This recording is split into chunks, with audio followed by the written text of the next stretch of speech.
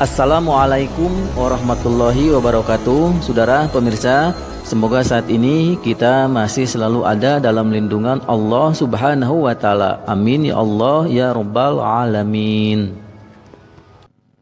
Ampun Kangjeng Raja nyanggakeun sadaya-daya tiluhur sausap rambut handap sausap dampa nyanggakeun beungteuk-teukeun ti korok-gorokeun kaula nuhun.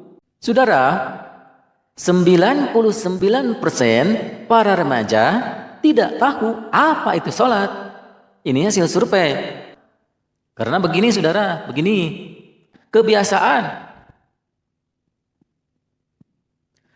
di suatu daerah, orang pergi mengaji ke masjid dari umur 10 atau dari umur 9 tahun, pergi ke masjid menghafal doa wudu, menghafal doa sholat, wudu dan sholat. Mereka para anak-anak menghafal doa wudu dan doa sholat, dan prakteknya dan rukun-rukunnya dan batalnya paham. Setelah menginjak umur 12 hingga 13 tahun, ini ngajinya keluar, berhenti karena rata-rata di daerah saya, daerah kami, setelah tamat SD, ini akan keluar juga ngajinya. Kalau sudah mau masuk SMP atau sanawiyah, ini malu untuk ngaji saudara. Karena mungkin sudah gede dan tidak ada teman. Biasanya begitu. Akhirnya mereka, mungkin para ustadz mau ngasih tahu sholat itu apa yang sebenarnya. Mereka keburu tidak ada. Begitu. Dan untuk orang-orang yang langsung pergi ke pesantren,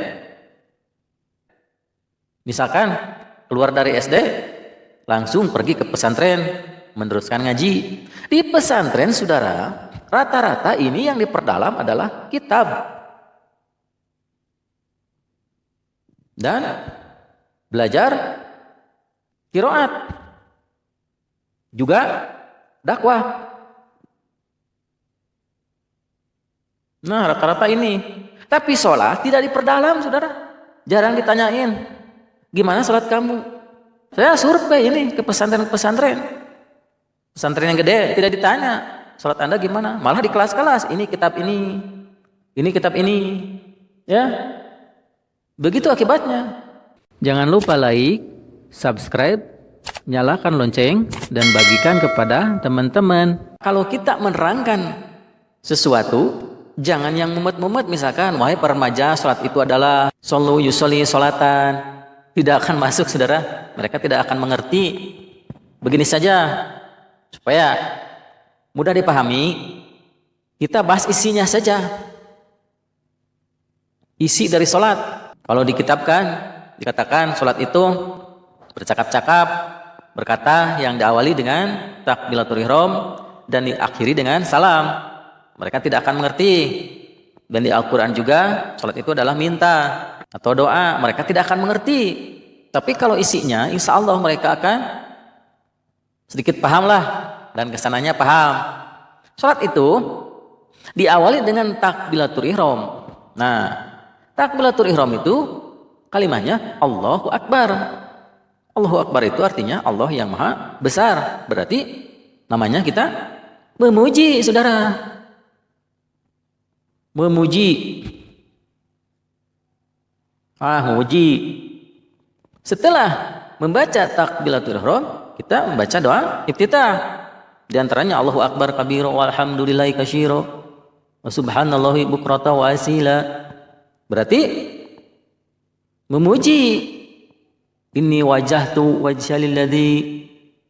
Nah, itu ada berserah diri. Ada kalimat berserah diri di situ, takluk. Seterusnya, inna sholati wa nusuki wa mahyaya wa mamati lillahi. Sesungguhnya salat aku dan ibadahku dan hidupku dan matiku hanya untuk Allah. Berarti namanya berserah diri. Berserah diri. 3, membaca Fatihah. Bismillahirrahmanirrahim, memuji. Alhamdulillahi rabbil alamin, memuji. Ar-Rahmanir Rahim, memuji. Maliki yaumiddin, berserah diri itu namanya. Atau bisa juga memuji. Iyyaka na'budu, berserah diri. Wa iyyaka nasta'in, meminta itu. Meminta. Ihdinas siratal mustaqim, meminta. Hingga wala dolim, sama meminta. Terus ruku. Subhana rabbiyal azim wa bihamdi, memuji. Memuji. Terus berdiri setelah ruku. Sami'allahu liman hamidah, memuji. Terus sujud, dipercepat nih. Sujud. Subhana rabbiyal a'la, memuji. Memuji. Terus duduk antara dua sujud, berdoa. Rabbighfirli, meminta, termasuk meminta.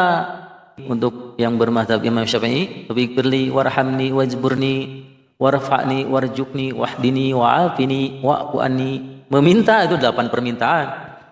Setelah itu tahiyat, ya, tahiyat akhir. At-tahiyyatu mubarakatus sholawat, berarti meminta.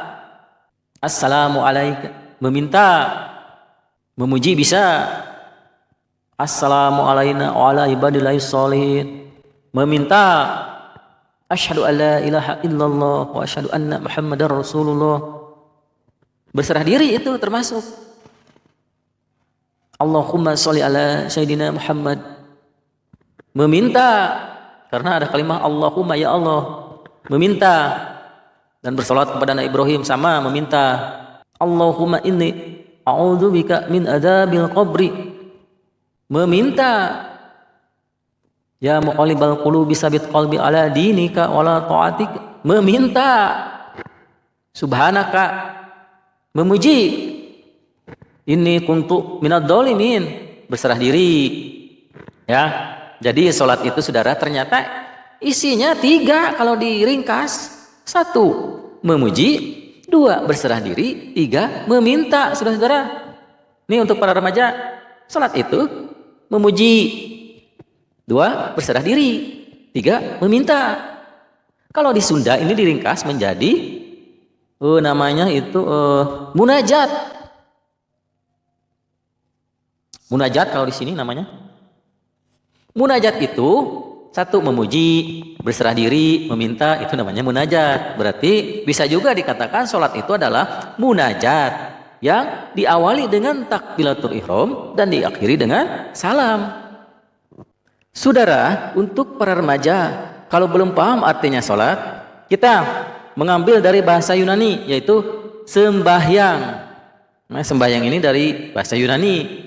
Sembahyang berasal dari kata sembah dan hyang. Karena di tata bahasa Indonesia, hak yang satu dihilangin jadi sembahyang. Yang asalnya adalah sembah dan hyang. Sembah itu adalah mempersembahkan, memberikan sesuatu, menyuguhkan. Kalau di sini berarti sembah hyang, ini memberikan jiwa raga, maksudnya berserah diri, sembah. Hyang, hyang itu ini sesuatu yang sakral, yang sakti, yang maha. Seperti di Hindu itu Sang Hyang Widi, Sang Hyang Tunggal. Hyang itu dewa. Kalau di Hindu, dewa. Jadi mempersembahkan diri untuk dewa, untuk Sang Pencipta, untuk Sang Maha Tunggal, Sang Hyang Tunggal. Sembahyang, begitu maksudnya. Saudara, seperti di kerajaan nih. Misalkan di kerajaan Sunda dulu, ini ada raja nih. Ada raja lagi duduk. Ini ini rajanya setruk lagi. Ini raja misalkan. Ini prajurit. Prajurit. Kan suka gini. Ini kedua telapak tangan dirapatkan. Ya. Sambil tunduk.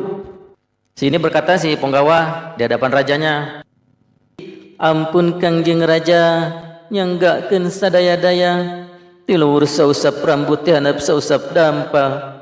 Nyanggakeun beungteuk teukeun ti korok-korokeun kaulanun. Satetes getihna salambar rambutna sumangga kanggo Kangjeng Raja. Tong boloraga kaulanun, malah jiwa sareng nyawa ge mangga nyanggakeun kaulanun. Nah, begitu ini kata prajurit, dan raja menjawab, hahaha, diterima pangabakti anjeun. Tadi Anda menyebutkan akan mempersembahkan leher Anda mau digorok, ke sini lehermu akan aku gorok. Ini menjawab lagi, ampun Kangjeng Raja, tadi mah hurui Kangjeng Raja. Ya misalkan gitu. Nah itu, jadi ini takluk, takluk, bergetar ya menghadapi raja. Pakaian wangi bersih ini takut dipecat. Kalau di Islam, sembah itu adalah menyembah Allah. Menyembah ini.